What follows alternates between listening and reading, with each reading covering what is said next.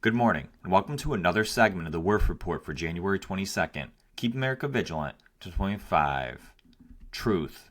It's being reported that the recently released Israeli hostages were held by Hamas in United Nations compounds. A previous Supreme Court ruling confirms that those who accept pardons are guilty of a crime. Trump issues a massive slew of executive actions to restore America and will detail a majority of them. A Soros-backed DA in Pennsylvania is looking to charge pardoned January 6ers at the state level. ICE begins raids on illegals. 18 Democrat AGs sue Trump over an executive order already. Government officials left over from Biden are being told to hold over to spy on and sabotage Trump. Marco Rubio is unanimously confirmed as Secretary of State and Trump's first pick confirmation. And the Trump administration is aware of a plot in place by government officials to disguise DEI programs to shield them from Trump. First, to Biden hack Jake Sullivan. According to investigative reporter Paul Sperry, Sullivan has told NSC staffers under Biden to, quote, hold over to the Trump administration to spy on and sabotage it via leaks to the media, etc., just like they did in 2017. Get rid of every Obama-Biden holdover now, Mr. President. Trump has already fired the woke Coast Guard leader Linda Lee Fagan, Jose Andres of the President's Council on Sports, Fitness, and Nutrition, Mark Milley from the National Infrastructure Advisory Council, and Brian Hook of the Wilson Center for Scholars. Trump has already fired the entire DHS Advisory Committee, so the department can now focus on protecting the homeland. That is huge, folks. There are reportedly about 1,000 more to come. Clean house.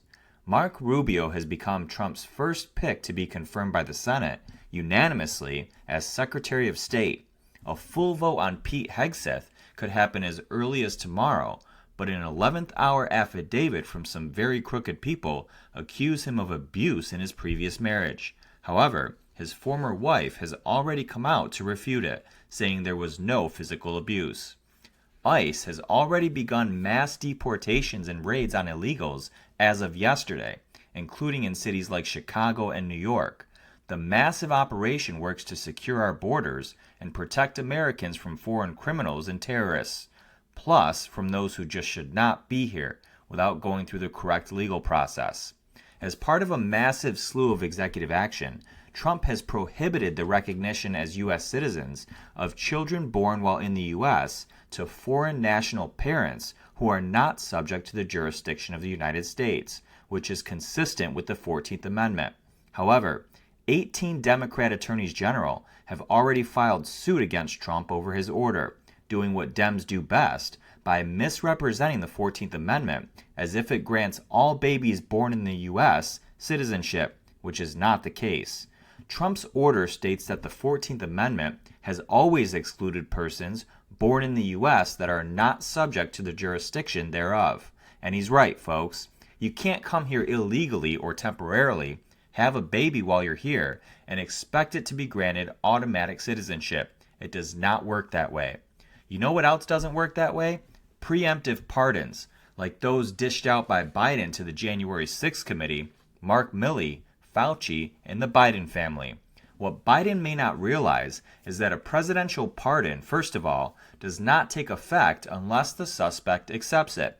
What's more is that according to a little-known 1915 ruling from the U.S. Supreme Court, once accepted, the pardon serves as an imputation of guilt, or aka an admission, because accepting the pardon is, quote, essential to its validity. So if they accept the pardon, it absolutely implies guilt legally. Either way, the pardons were preemptive, so they may not protect them at all. Next, listen to this. The evil UN is getting some bad press this morning, and it's a bombshell. The 3 Israeli hostages that were just released had reportedly been held, at least for part of their captivity, in United Nations compounds, or shelters meant for civilians in Gaza. The question is, did they know about it? Were they complicit? I bet you they were. Now to the first 24 to 48 hours of Trump's newest term.